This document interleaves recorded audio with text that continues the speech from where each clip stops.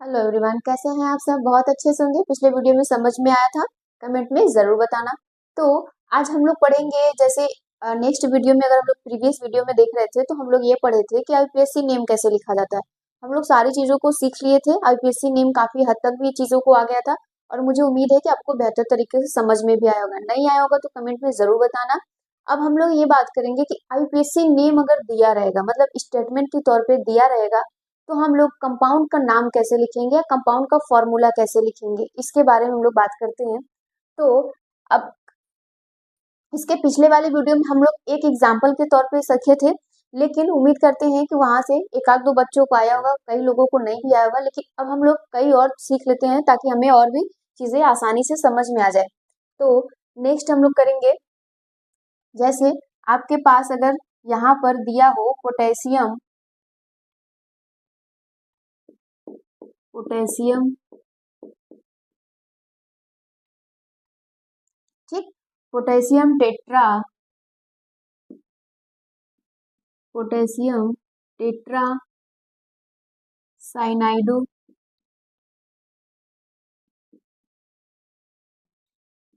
Potassium tetra साइनाइडो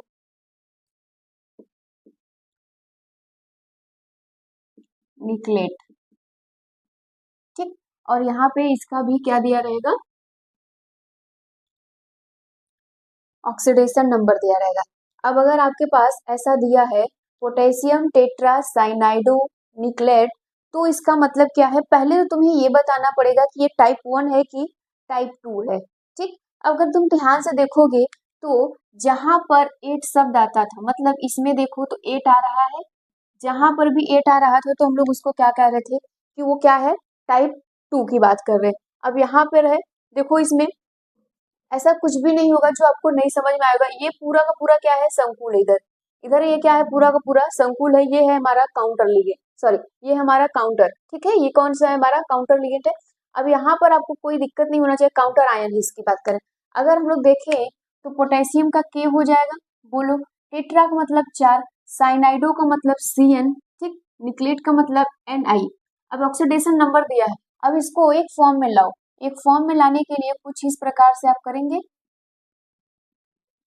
CN कितना है, 4 है, तो यहाँ पे 4 लगा दीजिए कुछ इस प्रकार से। अब बेटा इसका ऑक्सीडेशन नंबर भी तो दे दिया है, देखो यहाँ पर इसका ऑक्सीडेशन नंबर 2 दिया है। कितना दे दिया है, 2 दिया है। अब यहाँ पर साइनो की अगर हम लोग बात करें तो साइनो का कितना होता था, -1, साइनाइड -1 होता है ना, पोटेशियम +1 होता है। अब यहाँ पर जो X है इसी को हमें बताना है कि पोटेशियम नंबर में कितना है, ठीक। अब आपको पता है कि इसको हम लोग कैसे कर सकते हैं। अब इसको बहुत आसान तरीके से हम लोग इसको कर सकते हैं। जैसे अगर तुम देखो यहाँ पे ध्यान से, तो यहाँ पर ये कितना है, अगर प्लस, हम लोग डायरेक्ट 1 भी कर सकते हो, कोई दिक्कत नहीं। X प्लस यहाँ पे 2 हो जाएगा, एक है तो एक कर दो, नहीं तो फिर रहने दो, कोई दिक्कत नहीं है। यहाँ -1 और 4। अब देखो ये 4 कहाँ से आया, क्योंकि साइनाइड यहाँ पे 4 है, बराबर 0, कोई चार्ज नहीं है तो 0 कर दो। अब देखो x +2 -4 बराबर 0 आ गया। अब यहाँ पर क्या करोगे, x -2 आ जाएगा 0, x बराबर कितना आ गया, 2 आ गया, कोई दिक्कत नहीं ना है। तो यहाँ पर जो x की वैल्यू आ गई 2, अगर इसका फॉर्मूला आप लिखेंगे तो इसका फॉर्मूला कुछ इस प्रकार से आपका बनेगा, यहाँ पर हो जाएगा K2 NiCN4 हो जाएगा, कुछ इस प्रकार से होगा। जहां तक कोई डाउट नहीं है, ये चीजें आपको बहुत आसान तरीके से आनी चाहिए थी, कोई दिक्कत भी नहीं होना चाहिए था। अगर हम लोग यहाँ पर नेक्स्ट एग्जाम्पल की बात करें, अगर बेटा हम लोग नेक्स्ट एग्जाम्पल की बात करें तो टेट्रा, यहाँ पे tetra carbonyl, tetra carbonyl, tetra carbonyl nickel या निकल कर दो 0, ठीक। ये इसका ऑक्सीडेशन नंबर है, आप ऐसे कर सकते हो, कोई दिक्कत नहीं है। अब देखो करना क्या है, टेट्रा का मतलब यहाँ पे 4 हो गया, कार्बोनिल CO होता है, निकिल NI होता है, ठीक है। इस पे क्या है, ऑक्सीडेशन नंबर 0 है। अब जरा ध्यान से सुनना, अगर हम लोग इसका देखें तो ये पूरा एक ही बॉक्स है, इसमें कोई भी काउंटर आयन नहीं है, देख रहे हो ना, पूरा ये लिगेंड है कि नहीं, ये मेटल है सेंट्रल एटम और ये पूरा लिगेंड है। इसमें कोई भी काउंटर आयन नहीं है, जैसे कि कुछ इस प्रकार से ये है, ऐसा ऐसा ये कुछ इस प्रकार से है। अब देखो, जब हम लोग इसका बनाएंगे तो हम लोग कैसे बनाएंगे फॉर्मूला, तो यहाँ पर क्या लिखोगे, निकिल CO4, कुछ इस प्रकार से। अब हमें बेटा यहाँ पर x जो बताना है वो बताना है, ये जीरो वाला, इसको बताना है कि यहाँ पर क्या होगा कैसे नहीं होगा, अगर जीरो है तो आना चाहिए। अब देखो करना क्या है, निकिल का अगर हम लोग करते हैं तो यहाँ पे निकिल का जीरो दे दिया है ऑक्सीडेशन नंबर, तो ये जीरो कर दो, कोई दिक्कत नहीं है, ये भी जीरो ही होता है, जीरो हो गया। ठीक, अब हमें निकालना है x, तो यहाँ पे बराबर कर दोगे ना, तो यहाँ पर हो जाएगा zero plus zero into four बराबर x, तो यहाँ पे कितना आ जाएगा बेटा, जीरो बराबर जीरो आ जाएगा ना, सॉरी x बराबर, तो यहाँ पर क्या हो जाएगा फॉर्मूले में कुछ इस प्रकार से, तो यहाँ पर लिखोगे CO4, यहाँ जीरो। ठीक, कोई दिक्कत नहीं ना है यहाँ पर, अगर आपको ऐसा आ रहा है तो।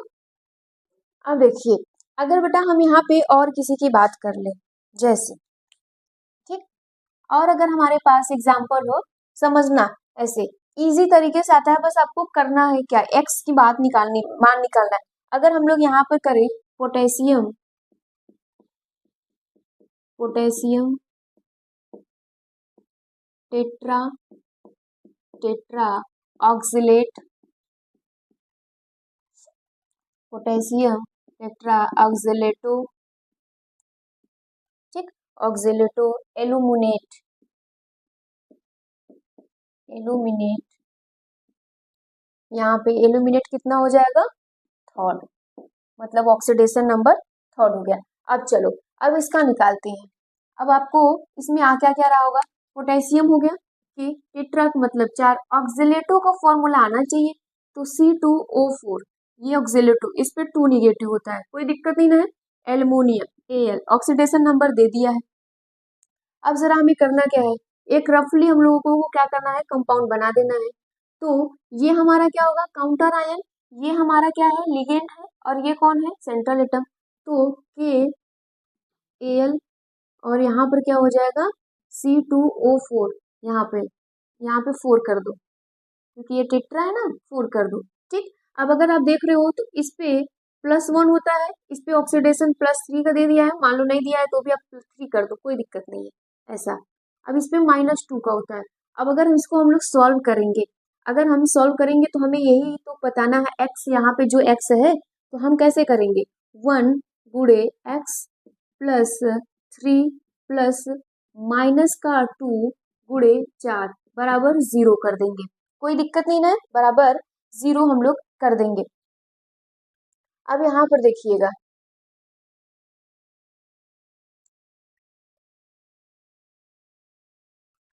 अब अगर यहाँ पर अगर आप इसको देखोगे तो यहाँ पे क्या करना है, जैसे 1 हो जाएगा, x कर दोगे, यहाँ पे +3 कर दोगे, इसका क्या करोगे, यहाँ पर कितना हो जाएगा, ये 8 हो जाएगा, -8 हो जाएगा, और यहाँ पर क्या कर दो, 0 कर दो।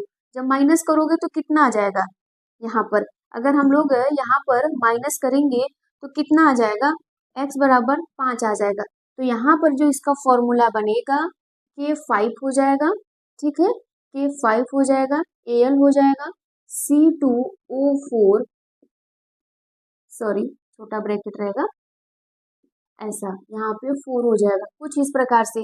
अगर यहाँ पे ट्राई होता, अगर यहाँ पे टेट्रा के बजाय ट्राई होता, जैसे अगर हम लोग यहाँ पर कर दें टेट्रा के बजाय ट्राई, ठीक, अगर हम लोग ट्राई कर देते तो x का मान 3 आ जाता, तो यहाँ पर क्या हो जाता, 3 लिखा जाता, कोई दिक्कत नहीं ना है।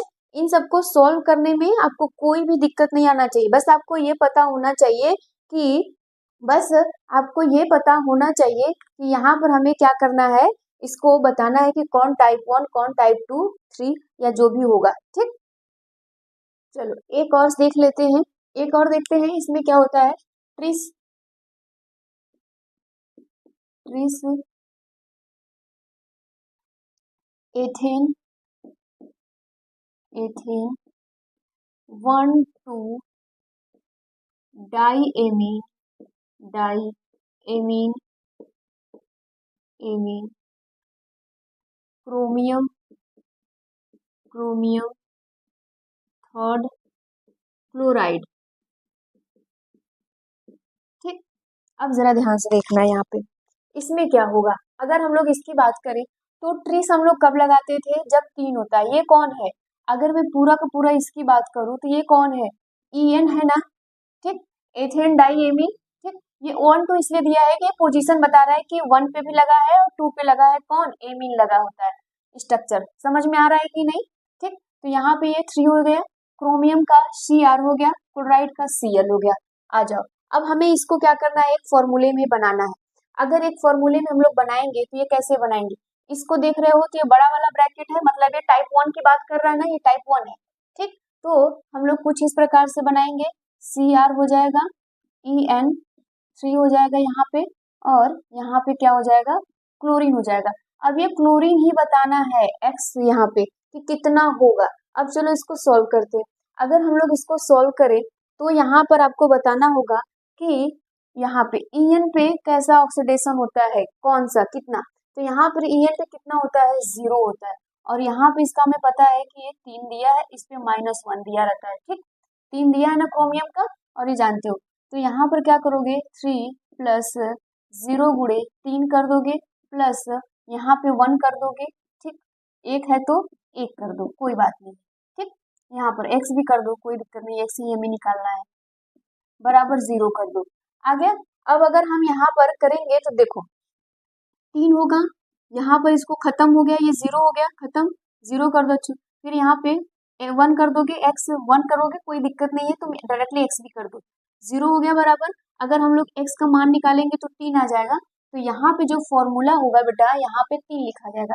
तो कुछ इस प्रकार का हमारा नया फॉर्मूला बनेगा, En3 हो जाएगा इस प्रकार से, और यहाँ पे Cl3 हो गया। कुछ नया नहीं है, बस आपको जो चीजें सिखाई जा रही है उसको अच्छे से सीखिए और प्रैक्टिस करते रहिएगा। इन सबको का प्रैक्टिस जरूर करो, क्योंकि बोर्ड एग्जाम में क्वेश्चंस IPSC से बिल्कुल बिल्कुल तय रहते हैं, ना 100% श्योर हो जाओ। 2 नंबर के क्वेश्चंस पूछे जाएंगे, अगर आपको नहीं आएगा जाएंगे, दांत दिखाएंगे, मुस्कुराएंगे, चले आएंगे। तो कुछ नहीं करना है, बस आराम से सीखो और इसको करना है सॉल्व। अब हम लोग नेक्स्ट टॉपिक की बात करेंगे। अब यहाँ पर बेटा कोई भी अब IPSC की नाम बात नहीं होगी, अब हम लोग चलेंगे अपने टॉपिक की तरफ। तो अगला जो हमारा टॉपिक होगा वो होगा समन्वय संख्या या उप सहसंयोजक संख्या, मतलब कोऑर्डिनेशन नंबर। कोऑर्डिनेशन नंबर क्या होता है, जरा ध्यान सुनना। अगर मैं यहीं पर आपसे पूछूं कि कोऑर्डिनेशन नंबर क्या है, तो आपको बताना पड़ेगा कि लिगेंड का संख्या, लिगेंड की जो संख्या होती है वो क्या होती है, कोऑर्डिनेशन नंबर रिप्रेजेंट करता है। और उसमें जो भी बाइडेंटेड है कि मोनोडेंटेड है ना, कि पॉलीडेंटेड है, जो भी उसमें बताना होगा। हम लोग डेंटेड का मतलब लिगेंड से समझते थे।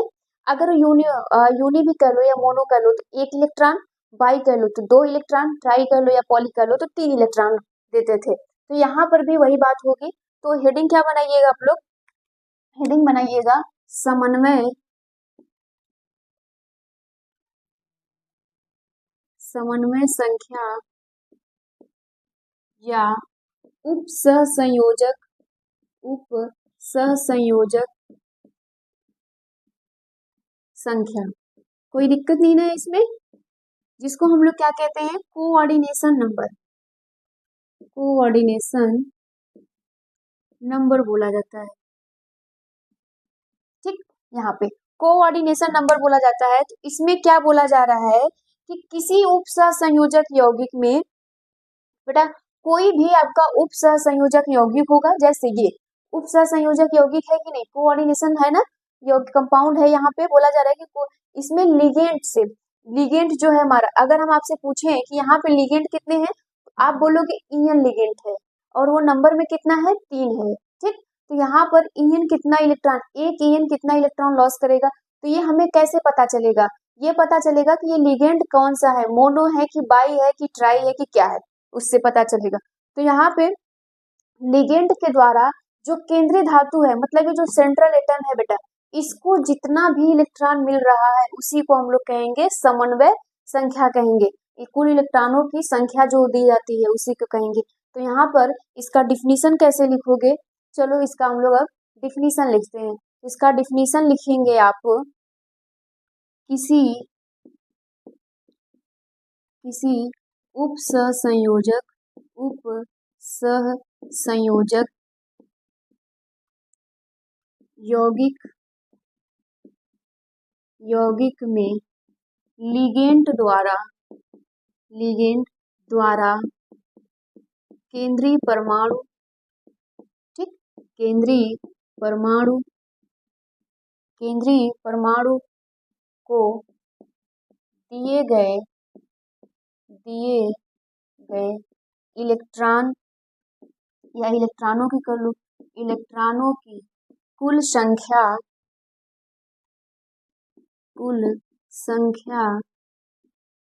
को समन्वय संख्या कहते हैं।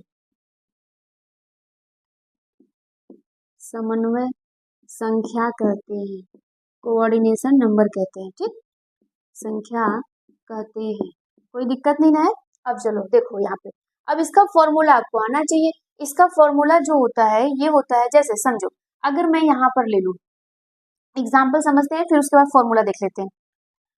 अगर मैं बात करूँ यहाँ पे K4 बात करूँ FeCN6, अगर मैं इस प्रकार से कोऑर्डिनेशन कंपाउंड ले लूँ, अगर मैं इसको कोऑर्डिनेशन कंपाउंड ले लेती हूँ तो हमारा सेंट्रल एटम कौन है, Fe।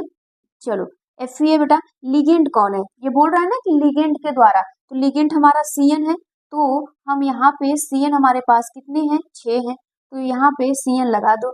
कुछ इस प्रकार से ये Cn हो गए। ये सभी Cn मिलके बेटा मिलके क्या कर रहे हैं, आयरन को इलेक्ट्रॉन दे रहे हैं, अब हमें ये बताना है कि जो ये Cn है ये मोनोडेंटेड लिगेंड है कि बाइडेंटेड लिगेंड है कि पॉलीडेंटेड लिगेंड है। अगर नहीं आपको पता है तो जाके पिछले वीडियो में सब पढ़ो, नोट्स बनाओ, बार बार प्रैक्टिस करो, रिवीजन करो, एक दिन से कुछ नहीं होगा। तो यहाँ पर ये कौन सा है, मोनोडेंटेड है। क्या है, मोनोडेंटेड का मतलब एक इलेक्ट्रॉन देगा, क्या करेगा, एक इलेक्ट्रॉन यहाँ से देंगे, तो आपको कोई दिक्कत नहीं होनी चाहिए थी। अब आपसे यहाँ से पूछा जाएगा, यहाँ पर अगर मान लो मैं इसका पूछूं तो इसमें भी सेम वही स्ट्रक्चर बना दोगे। जैसे देखो यहाँ पर भी अगर बोला जाएगा तो क्रोमियम क्या है, सेंट्रल एटम है, ईएन क्या है, 3 है, तो बेटा ये क्या करेंगे, 3 तरफ से ईएन क्या करेगा, इलेक्ट्रॉन देगा, 3 तरफ से इलेक्ट्रॉन क्या देगा, ईएन क्रोमियम को देगा।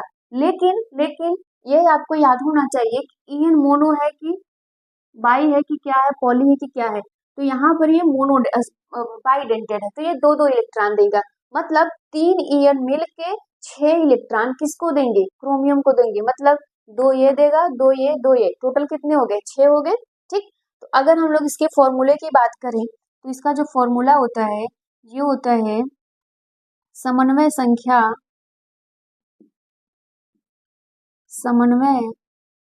संख्या बराबर लिगेंड, ठीक, गुणे लिगेंड गुणे दंतुकता, मतलब यहाँ पे डेंटेड, ठीक है, ये आपको आना चाहिए। अब इसी से हम लोग क्या करेंगे, एग्जाम्पल के तौर पे देखेंगे, निकालेंगे, ठीक, यहाँ तक नोट करिए, फिर हम लोग क्या करते हैं, देखते हैं यहाँ पे कैसे निकालते हैं। चलो देखो यहाँ पर अगर हम लोग यहाँ पे कोई भी कंपाउंड ले ले, चलो कंपाउंड लेते हैं, कंपाउंड में Cu, ठीक, ये दिख रहा है कि नहीं, रेड दिखना चाहिए, CuNH3, यहाँ पर ये नंबर में कितना होगा, 4 होगा। अब ये क्या है, सल्फेट। अब आपका काम ये होगा कि आप आईपीएससी नेम भी निकालिएगा, साथ में आईपीएससी नेम के साथ साथ कोऑर्डिनेशन नंबर भी निकालिएगा, ताकि आप बार बार प्रैक्टिस कर सको, सीख सको। अब देखो अगर हम लोग यहाँ पर करेंगे, अगर आपसे हम पूछे कि टाइप 1 है कि टाइप 2, तो आप बोलोगे कि टाइप 1 है, ठीक, क्योंकि टाइप 1 में क्या होता है, बड़ा ब्रैकेट पहले आता है फिर उसके बाद काउंटर आयन। अब यहाँ पर देखो अगर हम लोग यहाँ पर लिगेंड की समझे तो लिगेंड का सूत्र हमारा क्या होता था, समन्वय संख्या के लिए लिगेंड होता था गुणे यहाँ पे दंतुकता होता है, मतलब कि यहाँ पे डेंसिटी कितनी होती है। अब देखो यहाँ पे लिगेंड कितने हैं, 4 हैं। अब आपको पता होना चाहिए बेटा कि अमोनिया जो है वो मोनो है कि बाइडेंटेड है, इतनी छोटी छोटी बातें ये पता होनी चाहिए। अगर नहीं आ रहा है तो फिर समझ लीजिए आपका कुछ नहीं हो सकता, लेकिन आपको आना चाहिए, आप पढ़िए, बोर्ड एग्जाम सर पे है। तो यहाँ पर क्या हो जाएगा, ये मोनोडेंटेड है, जब मोनोडेंटेड है तो 1 होगा, तो यहाँ पर क्या करोगे, गुणे 1 कर दोगे। इसका मतलब है कि यहाँ पे क्या है, 4 इलेक्ट्रॉन दे रहे हैं, मतलब इसकी जो हम लोग बोल रहे हैं समन्वय संख्या कितनी हो गई, 4 हो गई। कोई दिक्कत। अगर मैं यहाँ पे दूसरा कुछ एग्जाम्पल ले लूँ, अगर मैं यहाँ पे दूसरा एग्जाम्पल ले लूँ जैसे FeCO5। अब अगर हम आपसे पूछें कि ये कौन सा है, टाइप 1 टाइप 2, तो आप बता ले जाना कि कौन सा है। अब देखो यहाँ पे अगर मैं बात करूं समन्वय संख्या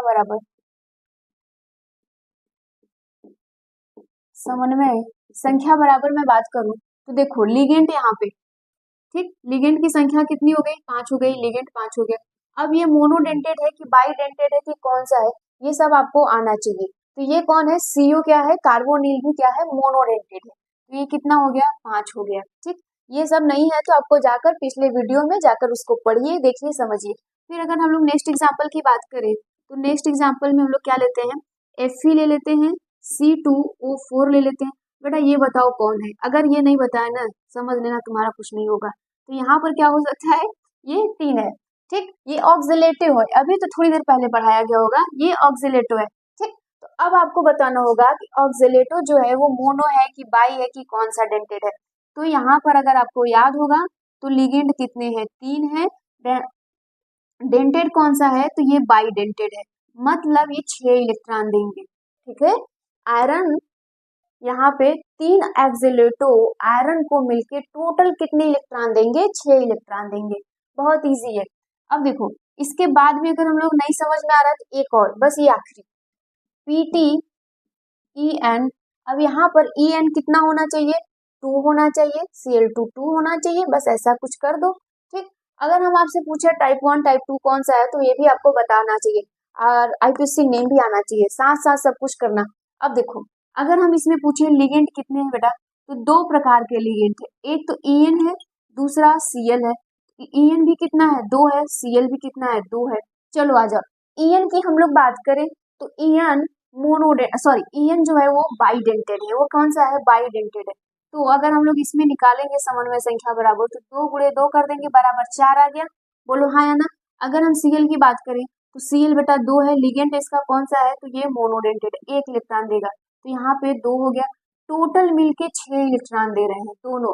अगर आपसे पर्सनली पूछा जाए कि EN कितना इलेक्ट्रॉन दे रहा है तो 4, Cl कितना दे रहा है तो 2, लेकिन टोटल जब पूछ लिया गया तो 6 बताएंगे। ठीक, इजी है।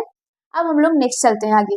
अब ये सारी चीजें आपको आनी चाहिए, आपके बुक में बहुत सारा एग्जाम्पल दिया होगा और इसके पहले हमने न जाने कितने IPSC नेम करवाए थे, तो वहां से तो निकाल सकते हो सब कुछ, तो निकाल लेना।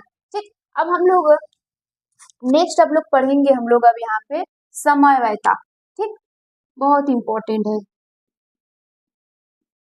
क्योंकि यहाँ से कॉम्पिटिटिव एग्जाम में भी आपके क्वेश्चन पूछे जाएंगे, जिसको हम लोग कहते हैं आइसोमरिज्म। क्या कहते हैं, आइसोमरिज्म कहते हैं। ठीक, ये इंपॉर्टेंट हो जाता है।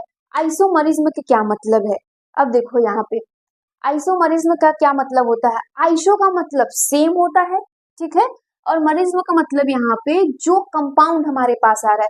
तो यहाँ पे बोला जाएगा, इसका डिफिनीशन पढ़ने से पहले आप बहुत अच्छे से समझो। यहाँ पे बोला जाता है कि जब 2 या 2 से अधिक यौगिक हो और उनका अणुसूत्र मतलब मॉलिक्यूलर फॉर्मूला सेम हो, लेकिन उसकी फिजिकल और केमिकल प्रॉपर्टीज अलग अलग हो, तो उसको हम लोग क्या कहते हैं, आइसोमर कहते हैं।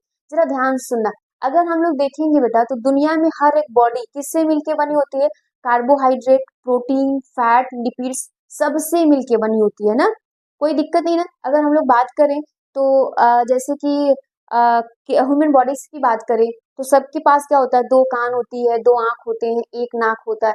हाँ, अब कुछ लोग कहेंगे नहीं कभी कभी एक हो जाता है, भाई एक्सेप्शन हर जगह है, लेकिन समझो, लेकिन अगर हम लोग फंडामेंटली बात करें, बॉडी की बनावट की बात करें, तो जो बॉडी बनी होती है वो किससे मिलके बनी होती है, प्रोटीन, कार्बोहाइड्रेट, फैट्स, सबकी बॉडी चाहे किसी की भी ले लो, सबकी बॉडी बनी होती है उससे।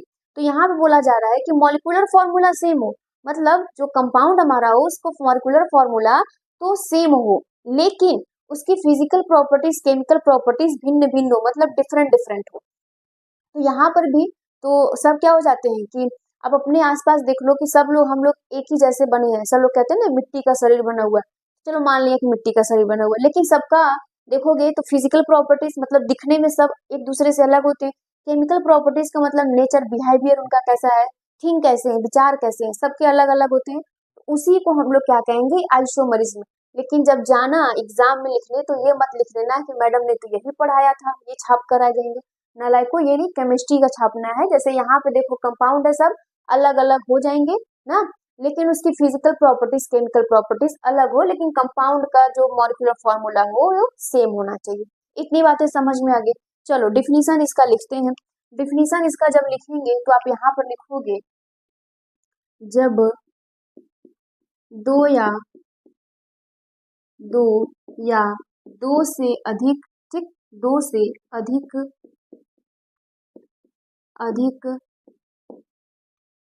यौगिकों का अणु सूत्र समान हो, ठीक है, सेम बोला जा रहा है, समान हो, परंतु उसका भौतिक एवं रासायनिक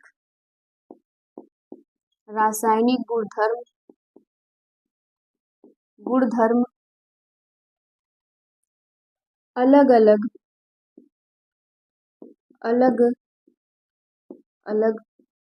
हो, ठीक, अलग अलग हो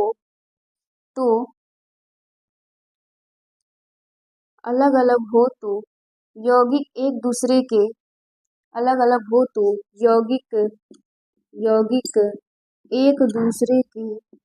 एक दूसरे के समावयवी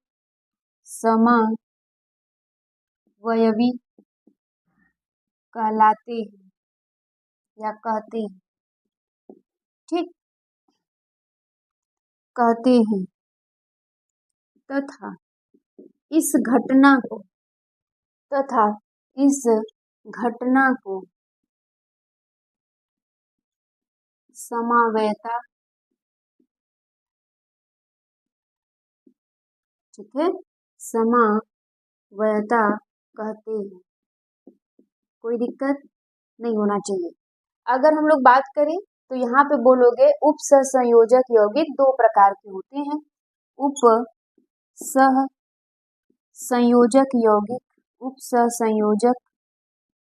यौगिक दो प्रकार के होते हैं। कोई दिक्कत नहीं ना। कौन कौन सा यहाँ पर? पहला जो होता है बेटा, पहला वो होता है संरचनात्मक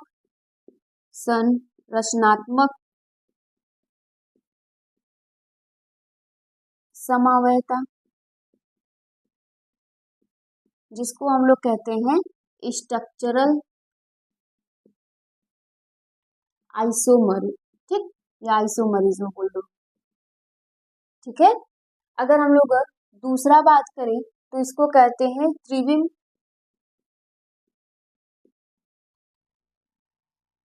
समावयता, जिसको बोला जाता है स्टीरियो,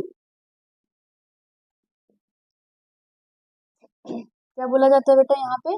स्टीरियो आइसोमरिज्म। कोई दिक्कत नहीं है यहाँ पे। इस प्रकार से ये होते हैं। अब इसके बाद हम लोग आगे की कहानी को पढ़ेंगे, लेकिन इतना तो आपको आना चाहिए। आइसोमर का मतलब समझ गए आपने? आइसोमर का मतलब ये होता है कि जब दो या दो से अधिक कंपाउंड हो, यौगिक हो, उसके अणु सूत्र, मॉलिक्यूलर फॉर्मूला क्या हो जाएगा? समान हो, लेकिन उनके जो गुणधर्म है, फिजिकल प्रॉपर्टीज, केमिकल जो प्रॉपर्टीज है, सब क्या हो? अलग अलग हो। उसी को हम लोग क्या कहते हैं? समावयता कहते हैं, ठीक। और इसमें हम लोग दो प्रकार के पढ़ेंगे। इसके भी प्रकार होते हैं, ये भी 5 प्रकार का, ये भी 2 प्रकार का होता है। सब पढ़ाया जाएगा डिटेल में। यहाँ पे स्ट्रक्चरल आइसोमर मतलब स्ट्रक्चर के तौर पे देखो, यहाँ पे स्टीरियो होता है, ज्योमेट्री और स्ट्रक्चर, ये सब चीजें अलग अलग तरीके की होती है। इन सबको डिटेल में पढ़ाया जाएगा नेक्स्ट वीडियो में। तो आपको क्या करना है? नोट्स तैयार कीजिए, क्वेश्चन सॉल्व कीजिए और मन लगा के पढ़ाई करो, क्योंकि अब बोर्ड आ गया है। प्रीवियस ईयर के पेपर सॉल्व करो, ठीक। Thank you.